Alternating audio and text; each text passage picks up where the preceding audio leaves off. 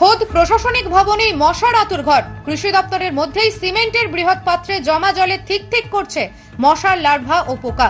পরিষ্কার জলে এই মশার আতুরঘর দেখে চক্ষু চড়ক গাছ কৃষি দপ্তরে আগত মানুষদের। এই দৃশ্য দেখা যাচ্ছে আরামবাগ মহকুমার পুরসুরা ব্লকের কৃষি দপ্তর ও কৃষি ফার্মে। খোদ প্রশাসনিক ভবনের নিচে এই ঘটনা দেখে আতঙ্কিত কৃষি দপ্তরে আসা মানুষেরা। আরামবাগের পুরসুরা ব্লকের বিডিও অফিস থেকে প্রায় 200 মিটার দূরে রাজ্য সড়কের পাশে গড়ে উঠেছে পশ্চিমবঙ্গ সরকার সহ কৃষি অধিকর্তা ফার্মের করণ SARF পুরসুরা হুগলি বলে একটি অফিস গড়ে উঠেছে। ওখানেই প্রত্যেক দিন কয়েক হাজার কৃষক তাদের নানা কাজে আসেন। তিলের পোকা আর কি। কারের তিল তোমাদের? হ্যাঁ, ফার্মের তিল পোকা উঠছে ফার্মে এরকম। ও, তুমি এখানে কাজ করো? না, বদলি কাজে। বদলির কাজে মশা সেরকম নেই, আছে ওই দিকটা বনের দিকে। ওই দিকটায় রয়েছে? হ্যাঁ, মানে এই অফিসের দিকটা নয়, ওই দিকটা রয়েছে। আচ্ছা, প্রচুর মশা ওখানে? ওই দিকটা মশা আছে আর কি, বন জঙ্গল তো।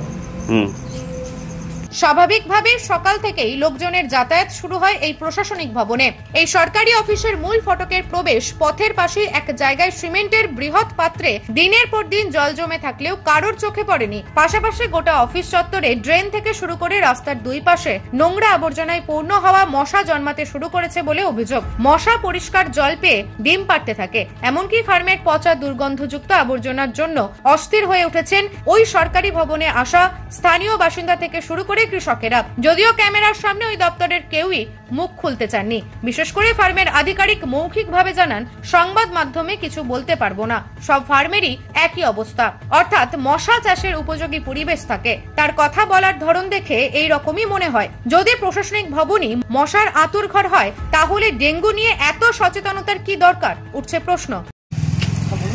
এত যে পোকামাকড়, এখানে তুমি কাজ করছো কিভাবে? এই চাষের ক্ষেত্রে এই পোকামাকড়গুলো থাকে। ওই তিলের ক্ষেত্রে এই এত পোকার মাঝে তুমি বসে কাজ করছো? কি করা যাবে, এটা শুধু ফাঁকা অঞ্চলের মধ্যেই তো পোকাগুলো আসে।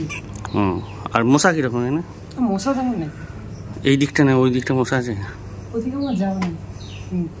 নিউজ আজ বাংলা, পুরসুরা। নিঃসন্তান হওয়ার কারণ স্বামী বা স্ত্রী যে কেউ হতে পারেন।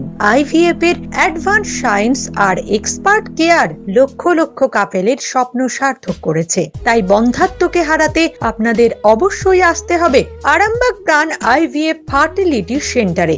এখানে চিকিৎসা করিয়ে অনেক দম্পতি সন্তানের মুখ দেখেছেন। আমাদের ঠিকানা আরামবাগ বসন্তপুর আমতলা বিবেকানন্দ পল্লী 2 নম্বর রেলগেটের পাশেই। মোবাইল নাম্বার 7865858781 অথবা 7908098172।